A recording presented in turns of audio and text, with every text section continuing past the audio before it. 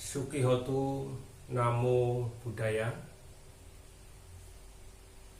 Manusia Sampah oleh Saryono SAG MPD, Penyuluh Agama Buddha Kota Pontianak. Bapak, Ibu, dan Saudara, ketika kita berbicara tentang manusia sampah, maka setiap orang, setiap individu memiliki konsep berpikir yang berbeda-beda. Ada yang menyatakan bahwa manusia sampah adalah orang-orang miskin, orang-orang susah dan menderita.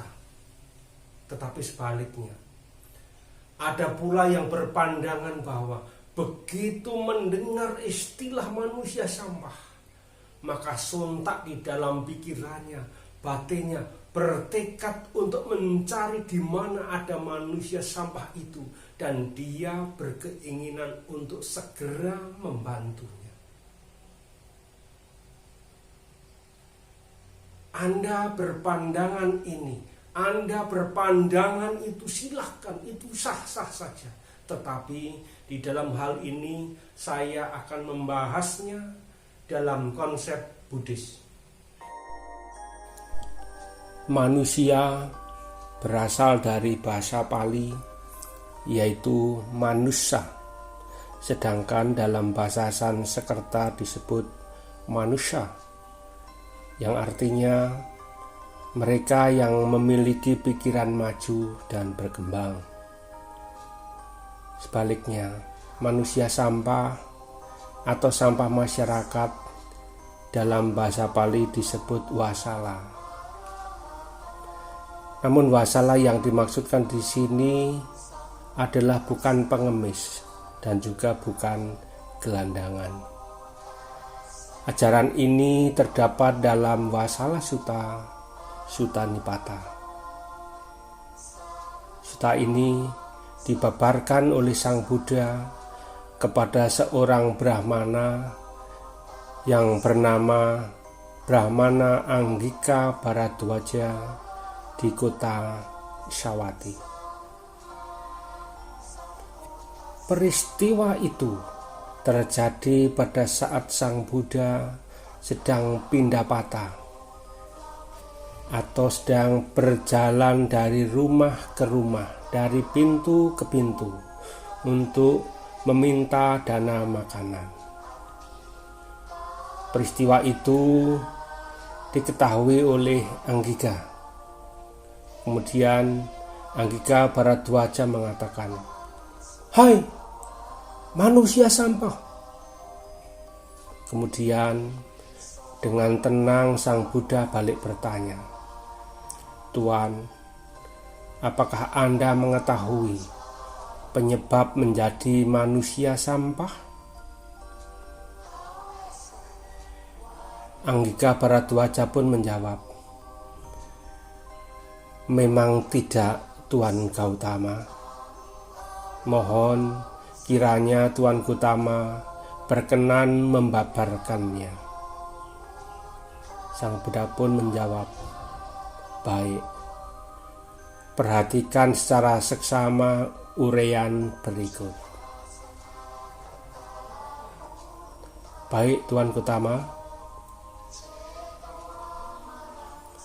Bapak, Ibu, dan Saudara, banyak faktor penyebab yang menjadikan manusia disebut sebagai manusia sampah atau sampah masyarakat.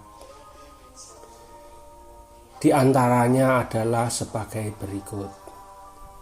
Pertama, siapapun yang marah, yang memiliki niat buruk, yang berpikiran jahat dan iri hati, yang berpandangan salah dan yang penuh tipu muslihat.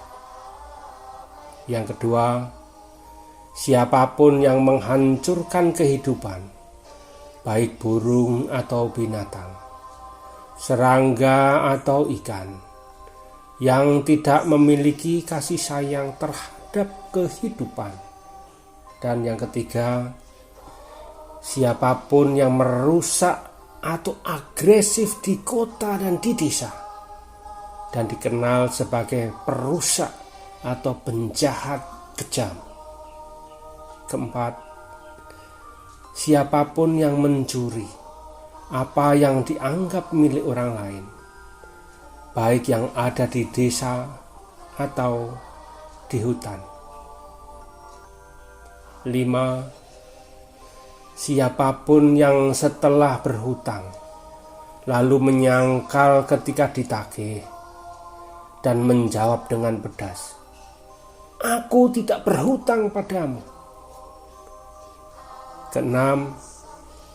Siapapun yang berkeinginan mencuri walaupun benda tidak berharga, lalu mengambil barang itu setelah membunuh orang di jalan. Yang ketujuh adalah siapapun yang memberikan sumpah palsu untuk kepentingannya sendiri, untuk kepentingan orang lain, atau untuk mendapatkan keuntungan.